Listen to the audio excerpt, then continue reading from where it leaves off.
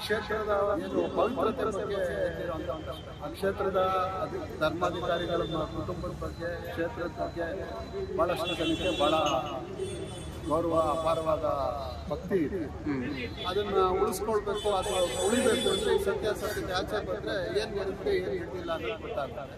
ನನಗನ್ಸಿದ ಮಟ್ಟಿಗೆ ಈ ಜನಗಳಿಗೆ ಪೇಷನ್ಸ್ ಕಡಿಮೆ ಆಗ್ತಾಯಿದೆ. ಸೊ ಇವತ್ತೊಂದು ಯೂಟ್ಯೂಬಲ್ಲಿ ಏನೋ ಬರುತ್ತೆ ಈ ಥರ ಆಗಿದೆ ಆ ಥರ ಆಗಿದೆ ಅಂತ. ಜನಸಾಮಾನ್ಯರಾಗಿ ನಾವು ಇವ್ರ ತಪ್ಪು ಅವ್ರ ದೈವ ಮಾನವ ನಕಲಿ ದೈವ ಮಾನವ ಆಮೇಲೆ ಇನ್ನೊಬ್ರಿಗೆ ಯಾರಿಗೋ ಬಯೋದು ತಪ್ಪು ಅಂತ ನನ್ನ ಪರ್ಸನಲ್ ಒಪಿನಿಯನ್. ಇಲ್ಲಿವರೆಗೂ 200 ಬಾರಿ ಹೋಗಿದ್ದೀನಿ, ಈಗಲೂ ಅವರು ಮಾಡಿರೋದು ಸತ್ಯ ಅಂತ ಗೊತ್ತಾದ್ರೂ ಹೋಗ್ತೀನಿ. ಯಾಕೆಂದ್ರೆ ನನಗೂ ಸಂಬಂಧ ಇರೋದು ಮಂಜುನಾಥನಿಗೆ ಹೊತ್ತು ಆ ಕುಟುಂಬ ಏನು ಹೇಳಿದಾನೆ ಅವನು ನಾನು ಇಷ್ಟೊಂದು ಹಣಗಳನ್ನ ಓದಿದ್ದೀನಿ ಅನ್ನೋದ್ರ ಬಗ್ಗೆ ಅದು ಸತ್ಯ ಇರ್ಬೋದು. ಆದರೆ ಒಳಗಡೆ ಇರೋದ್ರ ಬಗ್ಗೆ ಏನು ಅದ್ರ ಬಗ್ಗೆ ಯಾರಿಗೂ ಗೊತ್ತಿಲ್ಲ. ನಾನೊಬ್ಬ ಹಿಂದೂ ಆಗಿ ನಾನು ಆ ಧರ್ಮಸ್ಥಳದ ಮಂಜುನಾಥನಲ್ಲಿ ಬೇಡ್ಕೊಳ್ಳೋದೇನು ಅಂದರೆ ಅಗ್ನಿ ಪರೀಕ್ಷೆಯಲ್ಲಿ ಗೆದ್ದು ಬಂದು ಆ ಥರದ್ದು ಯಾವುದೂ ಅನಾಚಾರ ನಡೆದಿಲ್ಲ, ಇದೆಲ್ಲ ತಪ್ಪು ಕಲ್ಪಿತ ಕಥೆ ಅಂತ ಹೇಳಿ ಆಗಲಿ ಅಂತ ನಾನು ಕೇಳ್ತೀನಿ.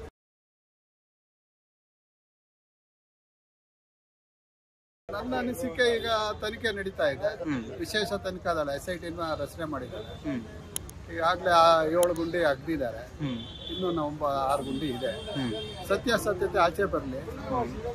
ಇದು ಒಂದು ಕ್ಷೇತ್ರದ ಒಂದು ಏನು ಪವಿತ್ರತೆ ಬಗ್ಗೆ ಎದ್ದಿರೋಂಥ ಪ್ರಶ್ನೆ. ಆ ಕ್ಷೇತ್ರದ ಧರ್ಮಾಧಿಕಾರಿಗಳ ಕುಟುಂಬದ ಬಗ್ಗೆ ಕ್ಷೇತ್ರದ ಬಗ್ಗೆ ಭಾಳಷ್ಟು ಜನಕ್ಕೆ ಭಾಳ ಗೌರವ ಅಪಾರವಾದ ಭಕ್ತಿ ಇದೆ.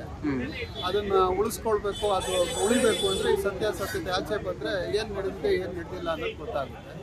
ಆಮೇಲೆ ನನಗೆ ಈ ತನಿಖಾ ದಳದ ಮುಖ್ಯಸ್ಥರಾದ ಪ್ರಣಬ್ ಮಂತಿಯವರು ಭಾಳ ಆತ್ಮೀಯರು. ಯಾಕೆಂದರೆ ನಮ್ಮ ಚಾಮರಾಜಪೇಟೆಯಲ್ಲಿ ಒಂದು ಮರ್ಡರ್ ಕೇಸ್ನಲ್ಲಿ ಅವರು ತನಿಖಾ ದಳದ ಮುಖ್ಯಸ್ಥರಾಗಿದ್ದರು. ಹೈಕೋರ್ಟ್ ಅವ್ರನ್ನ ಅಪಾಯಿಂಟ್ ಮಾಡಿತ್ತು. ಅದರಲ್ಲಿ ಭಾಳ ಚೆನ್ನಾಗಿ ಕಾರ್ಯನಿರ್ವಹಿಸಿದಂಥ ಪೊಲೀಸ್ ಅಧಿಕಾರಿ ಅನುಚೇತ್ ಅವರು ಅಷ್ಟೇ. ಹಾಗಾಗಿ ಇಲ್ಲಿ ಯಾವುದೇ ರೀತಿ ತನಿಖೆನಲ್ಲೂ ತಪ್ಪು ನಡೆಯಲ್ಲ, ಸತ್ಯಾಸತ್ಯತೆ ಕರೆಕ್ಟಾಗಿ ಬರುತ್ತೆ. ನಾನೊಬ್ಬ ಹಿಂದೂ ಆಗಿ ಒಬ್ಬ ಧರ್ಮಸ್ಥಳಕ್ಕೆ ನನ್ನ ಜೀವನದಲ್ಲಿ ನಾನು ಆಲ್ರೆಡಿ ಒಂದು 200 ಬಾರಿ ಹೋಗಿ ಬಂದಿದ್ದೆ. ಹಾಗಾಗಿ ನಾನೊಬ್ಬ ಹಿಂದೂ ಆಗಿ ನಾನು ಆ ಧರ್ಮಸ್ಥಳದ ಮಂಜುನಾಥನಲ್ಲಿ ಬೇಡ್ಕೊಳ್ಳೋದೇನು ಅಂದರೆ ಅಗ್ನಿ ಪರೀಕ್ಷೆಯಲ್ಲಿ ಗೆದ್ದು ಬಂದು ಆ ಥರದ್ದು ಯಾವುದೂ ಅನಾಚಾರ ನಡೆದಿಲ್ಲ, ಇದೆಲ್ಲ ತಪ್ಪು ಕಲ್ಪಿತ ಕಥೆ ಅಂತೇಳಿ ಆಗಲಿ ಅಂತ ನಾನು ಕೇಳ್ತೀನಿ. ಓಕೆ ಸರ್, ಇವಾಗ ಒಂದಷ್ಟು ಜನ ಧರ್ಮಸ್ಥಳ ಕ್ಷೇತ್ರಕ್ಕೂ ಈ ಘಟನೆಗೂ ಲಿಂಕ್ ಮಾಡ್ತಾರೆ, ಸಂಬಂಧ ಕಲ್ಪಿಸ್ತಾರೆ. ಇಲ್ಲ, ನಾನು ಹೇಳೋದು ಧರ್ಮಸ್ಥಳ ಕ್ಷೇತ್ರದ ಕುಟುಂಬದವರು ಅಂತ ಕೆಲವರು ಮಾತನಾಡ್ತಾರೆ. ಈಗ ನಮ್ಮ ಮನೇಲಿ ಒಬ್ಬ ತಪ್ಪು ಮಾಡ್ದ ಅಂದ್ರೆ ಇಡೀ ನನ್ನ ಕುಟುಂಬಕ್ಕಾಗ್ಲಿ ನನ್ನ ವಂಶಕ್ಕಾಗ್ಲಿ ಸೇರ್ಸಕ್ ಆಗೋದಿಲ್ಲ. ಆ ಒಬ್ಬ ವ್ಯಕ್ತಿ ಬಗ್ಗೆ ಮಾತ್ರ ನಾವೇನಾದ್ರೂ ಕ್ರಮ ತಗೊಳ್ಬೇಕಾಗುತ್ತೆ. ನನ್ನ ಮಗ ತಪ್ಪು ಮಾಡಿದ್ರೆ ಮಿಕ್ದವ್ರನ್ನೆಲ್ಲ ರೆಸ್ಪಾನ್ಸಿಬಲ್ ಮಾಡಕ್ ಆಗೋದಿಲ್ಲ ಅಲ್ವಾ? Criminal act is personal. ನಾನೊಬ್ಬ ಅಡ್ವೊಕೇಟ್ ಆಗಿ ಹೇಳ್ತೀನಿ, ಕ್ರಿಮಿನಲ್ ಆಕ್ಟ್ ಪರ್ಸನಲ್, ಅದನ್ನ ಕುಟುಂಬಕ್ಕೆ ನೀವು ಟ್ಯಾಗ್ ಮಾಡಕ್ ಬರೋದು. ಓಕೆ, ಇವಾಗ ಒಂದಷ್ಟು ಜನ ಹೇಳ್ತಾರೆ ಈಗ ಆ ಕ್ಷೇತ್ರದಲ್ಲಿ ದೇವರಿಗೆ ಆ ಕ್ಷೇತ್ರದಲ್ಲಿ ಆಗಿರೋ ಏನು ತಪ್ಪಿಗೆ ಶಿಕ್ಷೆ ಕೊಡಕ್ ಆಗಿಲ್ಲ, ನಾವ್ ಇಲ್ಲಿಂದ ಹೋದ್ರೆ ಒಳ್ಳೇದು ಮಾಡ್ತಾನೆ ಅಂತ ಒಂದಷ್ಟು ಜನ ಹೇಳ್ತಾರೆ. ನಿಮ್ಗೆ ಏನಂತ ಸರ್ ಇದು ಕೇಳಿದಾಗ? ಅಲ್ಲ, ತಪ್ಪು ಸರಿ ಕೊಡೋದು ಬಿಡೋದು ಅದೆಲ್ಲ ನಮ್ಮ ಧಾರ್ಮಿಕ ನಂಬಿಕೆ. ಅದು ಕೆಲವು ಸಾರಿ ಹೇಳ್ತಾರೆ ಮುಂದಿನ ಜನ್ಮದಲ್ಲಿ ಅನುಭವಿಸ್ತಾರೆ ಅಂತ, ಕೆಲವು ಸಾರಿ ಹೇಳ್ತಾರೆ ಈ ಜನ್ಮದಲ್ಲಿ ಮಕ್ಳಿಗಾಗುತ್ತೆ ಅಂತ. ಅದನ್ನೆಲ್ಲ ತಲೆ ಕೆಡಿಸ್ಕೊಂಡು ಕುತ್ಕೊಳ್ಳೋದೆಲ್ಲ ನನ್ನ ಪ್ರಕಾರ ತಪ್ಪು. ನಾವು ನಮ್ಮ ನಂಬಿಕೆ ಆಧಾರದ ಮೇಲೆ ಹೋಗ್ತೀವಿ. ನಮ್ಗೆ ಒಳ್ಳೇದು ಕೆಟ್ಟದಾಗೋದು ನಮ್ಗೇನು ಹಣೆ ಬರ ಇದೆ ಅದೇ ಆಗುತ್ತೆ. ಹೀಗಾಗಿ ಕ್ಷೇತ್ರಕ್ಕೆ ಅಪಪ್ರಚಾರ ಮಾಡದೆ ಹೇಗೂ ತನಿಖೆ ನಡೀತಾ ಇದೆ, ಅಲ್ಲಿವರೆಗೂ ತಾಳ್ಮೆಯಿಂದಿರಿ ಅಂತ ನಾನು ಆ ಥರದ ಜನರಲ್ಲಿ ಕೇಳ್ತೀನಿ. ಓಕೆ, ಈ ದೇವಸ್ಥಾನಕ್ಕೆ ಹೋಗಲ್ಲ ಅಂತ ಒಂದ್ಸಲ ಹೇಳ್ತಾರೆ, ಅವ್ರಿಗೆ ಏನ್ ಹೇಳ್ತೀರಾ ಸರ್? ಹೋಗ್ತಾ ಇರೋರ್ನೇನು ಮಾಡೋಕ್ಕಾಗುತ್ತೆ. ಅಂದ್ರೆ ಈ ಘಟನೆ ಮುಂದೆ ಹಿಡ್ಕೊಂಡು ನಾನು ಇಲ್ಲಿವರೆಗೂ 200 ಬಾರಿ ಹೋಗಿದ್ದೀನಿ, ಈಗಲೂ ಹೋಗ್ತೀನಿ. ಅವರು ಮಾಡಿರೋದು ಸತ್ಯ ಅಂತ ಗೊತ್ತಾದ್ರೂ ಹೋಗ್ತೀನಿ. ಯಾಕೆಂದ್ರೆ ನನಗೂ ಸಂಬಂಧ ಇರೋದು ಮಂಜುನಾಥನಿಗೆ ಹೊತ್ತು ಆ ಕುಟುಂಬಕ್ಕಲ್ಲ. ಓಕೆ, ನಾವು ಹೋಗೋದು ದೇವ್ರನ್ನ ನೋಡಕ್ಕೆ. ನಾನು ಹೋಗೋದು ದೇವ್ರನ್ನ ನೋಡಕ್ಕೆ, ಒಬ್ಬ ಭಕ್ತನಾಗಿ ಒಬ್ಬ ಹಿಂದೂ ಆಗಿ. ನನಗೆ ಆ ಕುಟುಂಬದಿಂದ ಏನಾಗ್ತದೆ, ಅಲ್ಲಿ ಮಾಡಿರೋ ಆ ವ್ಯಕ್ತಿಯಿಂದ ಏನಾಗ್ತದೆ, ನನಗೂ ಅದಕ್ಕೂ ಸಂಬಂಧ. ಓಕೆ, ಆ ಟೆಂಪಲ್ ಹಿಂದೂದಲ್ಲ ಅಂತ ಒಂದ್ ಜನ ಹೇಳ್ತಾರೆ, ಜೈನಿಸ್ಟ್ ಅಂತ ಒಂದ್ ಜನ ಹೇಳ್ತಾರೆ. ಆದ್ರೆ ಆ ಈಶ್ವರ ಮಂಜುನಾಥೇಶ್ವರ ಹಿಂದೂ ಧರ್ಮದಲ್ಲಿ 3 ತ್ರಿಮೂರ್ತಿಗಳ ದೇವರಲ್ಲಿ ಅವರು ಪ್ರಮುಖರು, ಬ್ರಹ್ಮ ವಿಷ್ಣು ಮಹೇಶ್ವರ. ಸೊ ಅವ್ರು ಯಾರೇ ನಡೆಸ್ಬೋದು, ದೇವಸ್ಥಾನ ಯಾರೇ ನಡೆಸ್ಬೋದು. ಅಲ್ಲಿ ಪೂಜೆ ಮಾಡೋದೆಲ್ಲ ಬ್ರಾಹ್ಮಣರು, ಜೈನರು ಮಾಡ್ತಾ ಇಲ್ಲ. ಅರ್ಥ ಆಯ್ತಾ?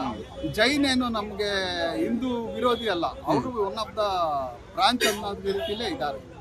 ಹಂಗಾಗಿ ಜೈನು ಅದೆಲ್ಲ ಬಿಟ್ಬಿಡಿ. ನಾವು ಮಂಜುನಾಥೇಶ್ವರ ಹಿಂದೂ ಧರ್ಮದಲ್ಲಿ ಬ್ರಹ್ಮ ವಿಷ್ಣು ಮಹೇಶ್ವರನಿಗೆ ಏನು ಸ್ಥಾನ ಇದೆ ಅದಿದೆ. ಅಲ್ಲಿ ಯಾರು ಪೂಜೆ ಮಾಡ್ತಾರೆ ಅನ್ನೋದು ಮುಖ್ಯ ಅಲ್ಲ. ನಾನು ನಾಗಮಂಗಲ ತಾಲೂಕಿನಲ್ಲಿ ಮುಳ್ಕಟ್ಟೆ ಅನ್ನೋ ದೇವಸ್ಥಾನ ಇದೆ, ನೀವು ಹೋಗಿ ಬನ್ನಿ. ಅಲ್ಲಿ ಯಾರು ಪೂಜೆ ಮಾಡ್ತಾರೆ ಅಂತ ತಿಳ್ಕೊಳ್ಳಿ, ನಾನು ಹೆಸರು ಹೇಳಲ್ಲ. ನಾನೊಬ್ಬ ಒಕ್ಕಲಿಗ ಜನಾಂಗದವನಾಗಿ ದೇವ್ರಿಗೆ ಹೋಗಿ ಪೂಜೆ ಮಾಡಿ ಅವ್ರು ಕೂಡ ಪ್ರಸಾದ ಸ್ವೀಕರಿಸಿ ಬರ್ತೀನಿ. ಅವರು ದಲಿತರು, ಅದನ್ನು ಹೇಳ್ಬಿಡ್ತೀನಿ. ನನಗೆ ಅವ್ರು ದಲಿತ ಪೂಜೆ ಮಾಡ್ತಾನೆ ಅಂತಲ್ಲ, ನನ್ನ ನಂಬಿಕೆ ದೇವರು. ಅಲ್ಲಿಗೆ ಹೋಗ್ತೀನಿ, ಪೂಜೆ ಮಾಡ್ತೀನಿ, ತೀರ್ಥ ಪ್ರಸಾದ ಕೊಡ್ತಾರೆ, ತಗೊಂಡ್ ಬರ್ತೀನಿ. ಈ ತರದ ಭಾವನೆಗಳಿಂದಾನೇ ಹಿಂದೂ ಧರ್ಮ ಈ ರೀತಿ ಆಗಿದೆ. ಜಾತಿ ಭೇದ ಎಲ್ಲ ಮಾಡ್ಕೊಂಡೆ ನಾವು ಹಿಂದೂ ಧರ್ಮದಲ್ಲಿ ಆಳಕ್ಕೆ. ಅದರಿಂದ ದಯವಿಟ್ಟು ಇದೆಲ್ಲ ಬಿಟ್ಬಿಡಿ, ದೇವರಲ್ಲಿ ನಂಬಿಕೆ ಇಡಿ. ಆ ಕುಟುಂಬದ ಬಗ್ಗೆ ನೀವೇನಾದ್ರು ಮಾಡ್ಕೊಳ್ಳಿ. ಏನಾದ್ರು ತಪ್ಪಾಗಿದ್ರೆ, ಈಗ ದೇವೇಗೌಡರ ಕುಟುಂಬದಲ್ಲಿ ಪ್ರಜ್ವಲ್ ರೇವಣ್ಣ ತಪ್ಪು ಮಾಡಿದ್ರು, ದೇವೇಗೌಡರಿಗೆ ಏನಾದ್ರು ಆಯ್ತು, ಪ್ರಜ್ವಲ್ ರೇವಣ್ಣನ ಶಿಕ್ಷೆ. ನಾನು ಹೇಳೋದು ಅವತ್ತೇನು ಅಲ್ಲಿ ನಾಳೆ ತಪ್ಪು ನಡೆದಿದೆ ಅಂದರೆ ಶಿಕ್ಷೆ ಆಗೋದು ತಪ್ಪು ಮಾಡಿದವ್ರಿಗೆ, ದೇವಸ್ಥಾನಕ್ಕೂ ಅಲ್ಲ, ದೇವ್ರಿಗೂ ಅಲ್ಲ, ಭಕ್ತರಿಗೂ.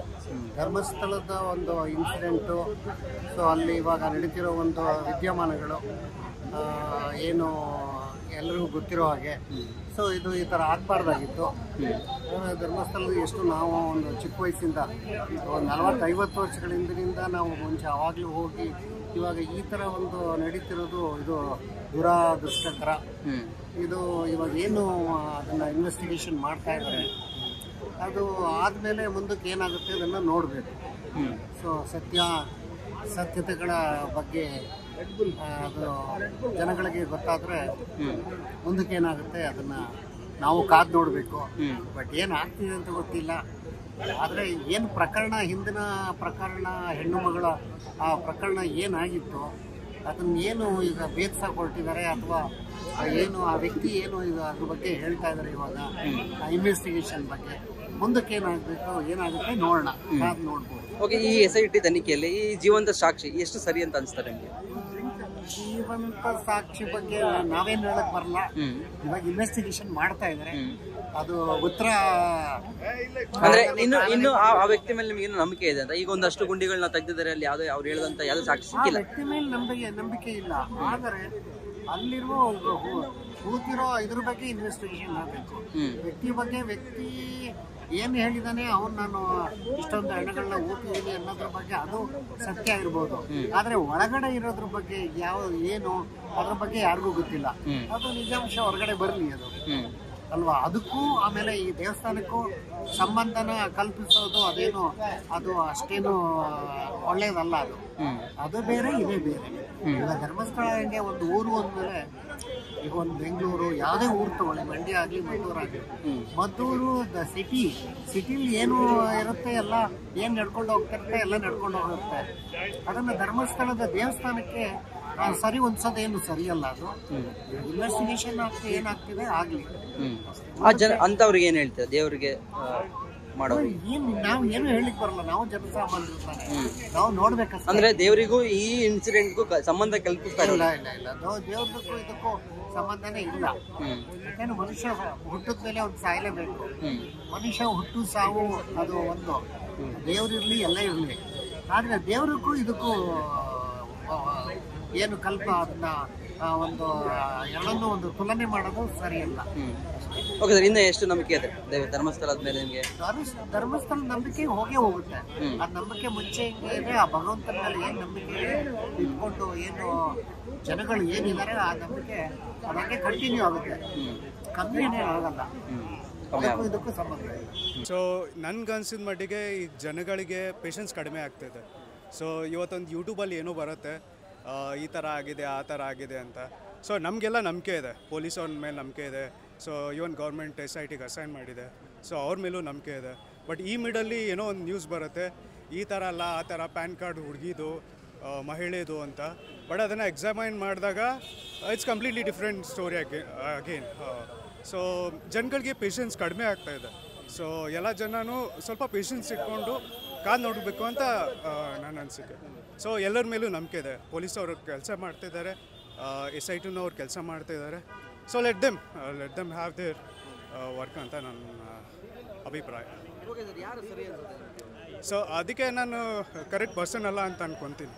ಸೊ ಅವ್ರದ್ದೇ ಆದ ಡಿಪಾರ್ಟ್ಮೆಂಟ್ಸ್ ಇದೆ, SIT ವರ್ಕ್ ಮಾಡ್ತಾ ಇದೆ. So they are the right people judge ಮಾಡೋದು ಅವರು ಅಂತ ನಾನು ಅನಿಸಿಕೆ. ಜನಸಾಮಾನ್ಯರಾಗಿ ನಾವು ಇವ್ರ ತಪ್ಪು, ಅವ್ರ ದೈವ ಮಾನವ, ನಕಲಿ ದೈವ ಮಾನವ, ಆಮೇಲೆ ಇನ್ನೊಬ್ರಿಗೆ ಯಾರಿಗೂ ಬಯೋದು ತಪ್ಪು ಅಂತ ನನ್ನ ಪರ್ಸ್ನಲ್ ಒಪಿನಿಯನ್.